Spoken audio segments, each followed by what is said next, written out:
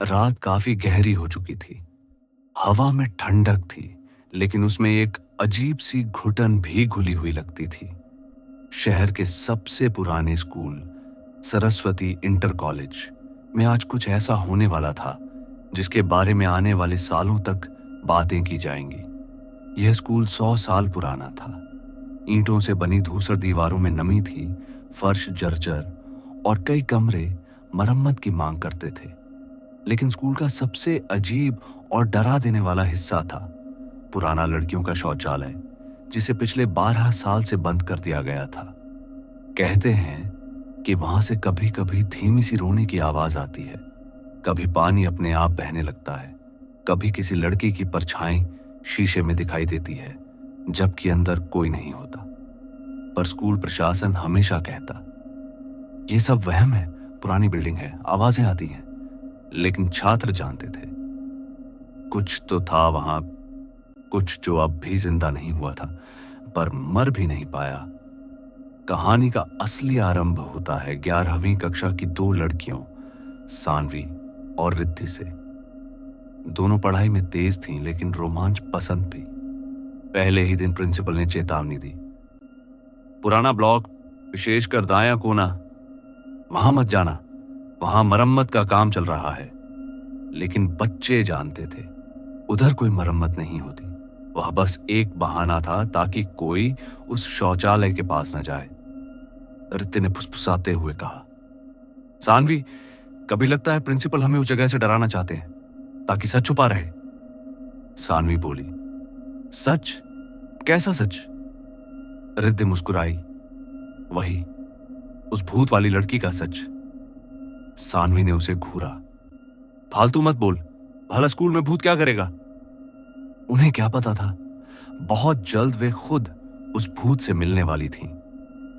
दोपहर की छुट्टी थी, कैंटीन में जगह नहीं मिली तो दोनों पुराने ब्लॉक की तरफ आ गए। वहां हमेशा सन्नाटा रहता था।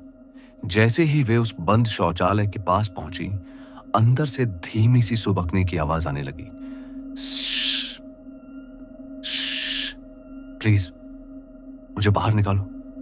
सानवी ठिठक गई, तूने सुना? रिद्धि ने धीरे धीरे दरवाजे के पास कान लगाया। आवाज और साफ आने लगी, दरवाजा खोलो, मैं यहां बहुत देर से फंसी हूं। सानवी ने डर कर रिद्धि का हाथ पकड़ा, चल यहां से चलते हैं। लेकिन जैसे ही दोनों पीछे मुड़कर भागने लगी, अचानक धम बम, अंदर से जोरदार चोट पड़ी। लग रहा था कोई पूरी ताकत से दरवाजा पीट रहा हो। रिद्धि चीखी, ये क्या है? अगले ही सेकंड शौचालय का हेलो टाइल वाला छोटा सा शीशा धुंधला होने लगा, जैसे किसी ने अंदर से उस पर सांस मारी हो। और फिर धुंध में उभर कर एक लड़की का चेहरा दिखाई दिया, पीली सूजी हुई आंखें, होठों से बहता पानी और बाल पूरी तरह भीगे हुए। उसके होंठ हिले, मुझे बाहर निकालो। सानवी और रिद्धि चीखती हुई भागी। दोनों लाइब्रेरी में आकर हांफते हुए बैठी। वहां बैठे लाइब्रेरियन राय साहब ने उनकी हालत देख ली। फिर कोई शौचालय की तरफ गई थी क्या? उन्होंने गहरी आवाज में कहा। रिद्धि ने घबरा कर पूछा, आपको कैसे पता? राय साहब ने धीरे से कहा, क्योंकि उसी तरफ जाने वाले हर बच्चे की हालत ऐसी ही होती है, कुछ तो अगले दिन स्कूल ही नहीं आते। सानवी ने हिम्मत जुटाकर पूछा, सर वहां क्या है? राय साहब ने एक पल सोचा, फिर बोले, 12 साल पहले इसी स्कूल की एक लड़की नेहा उस शौचालय में डूब कर मर गई थी। सानवी चौंकी, शौचालय में कोई डूब कैसे सकता है? यही तो रहस्य है, राय साहब बोले। लोग कहते हैं फ्लश टैंक फटा था, पानी भर गया, प्लम्बिंग की गड़बड़ी से पूरा कमरा पानी से भर गया। पर नेहा बाहर क्यों नहीं भागी? दरवाजा अंदर से बंद कैसे हो गया? उसकी चीख किसी ने क्यों नहीं सुनी? उन्होंने गहरी सांस ली। तभी से जो भी बच्चा अकेले उस शौचालय के पास जाता है, उसे वही आवाज सुनाई देती है। सानवी का दिल धड़कने लगा। वही आवाज जो उन्होंने सुनी थी। डर के बावजूद रित्ते को अब रहस्य जानने की जिद हो गई थी। और सानवी वो बस अपनी दोस्त को अकेला नहीं छोड़ना चाहती थी। उस दिन दोनों ने तय किया, हम आज रात स्कूल में घुसकर उस शौचालय का सच पता लगाएंगे। लेकिन एक बात वो नहीं जानती थी, रात के बाद स्कूल एकदम अलग जगह बन जाता है। रात के 12 बजे दोनों स्कूल की पीछे वाली दीवार फांद कर अंदर गईं।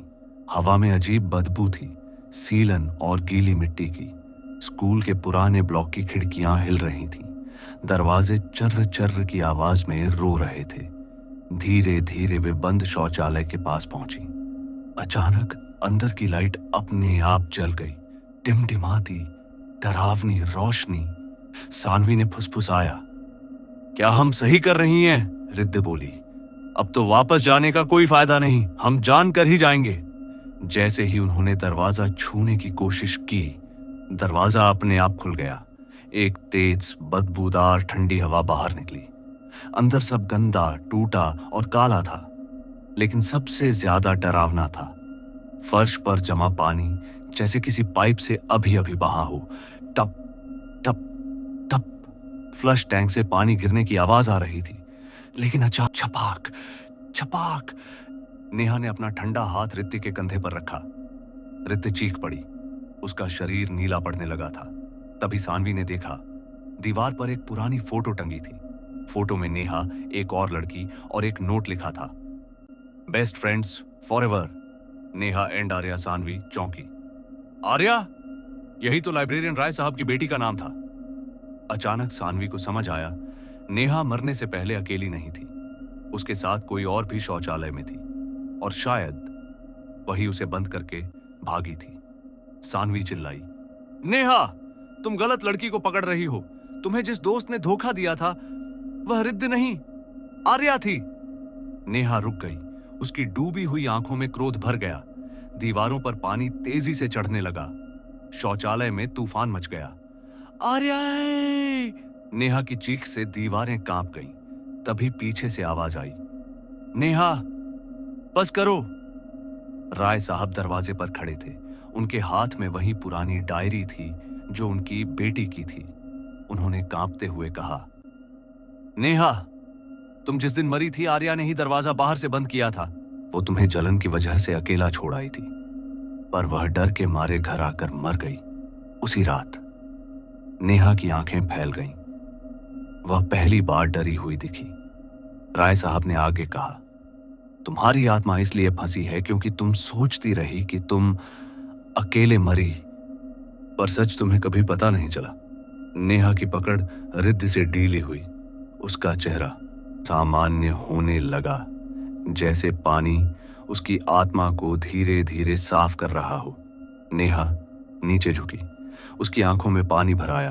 तो मेरी मौत बेकार नहीं थी? मैं सच में अकेली नहीं थी? राय साहब ने कहा, तुम्हें माफ करना होगा नेहा, तभी तुम मुक्त हो पाओगी। नेहा ने धीरे से आंखें बंद की। शौचालय में खड़ा पानी शांत होने लगा। दीवारों पर चढ़ा पानी वापस नीचे उतर गया। फिर अचानक नेहा की परछाई हवा में धुंध की तरह बिखरने लगी। सानवी और रित्ते आश्चर्य से देखते रह गईं। नेहा ने अंतिम बार कहा, धन्यवाद मुझे सच दिखाने के लिए, और वह गायब हो गई। तीनों ने राहत की सांस ली। राय साहब ने कहा, अब वह कभी वापस नहीं आएगी। सानवी और रित्ते मुस्कुराईं। वे मुड़कर बाहर निकलने लगीं, लेकिन ठीक तभी शौचालय के अंदर से फ्लश टैंक अपने आप भरने लगा। गड़ गड़ गड़ गड़ गड़ गड़। रित्ते ने घबराकर पीछे देखा। फर्श पर फिर से पानी उभरने लगा था और टाइलों पर एक शब्द खुद ब खुद उभर आया, अभी एक और बचा है। सानवी ने कांपती आवाज में पूछा, एक और? कौन? तभी मध्यम सा अंधेरा शौचालय की छत से उतरने लगा, जैसे कोई नया साया आकार ले रहा हो, और हवा में फुसफुसाहट गूंजी। नेहा तो चली गई, पर जिसने उसे मारा था उसने मुझे भी मारा था। सानवी और रिद्ध की रूह कांप गई। शौचालय में एक नहीं, दो आत्माएं थीं, और दूसरी अभी भी मौके की तलाश में थी।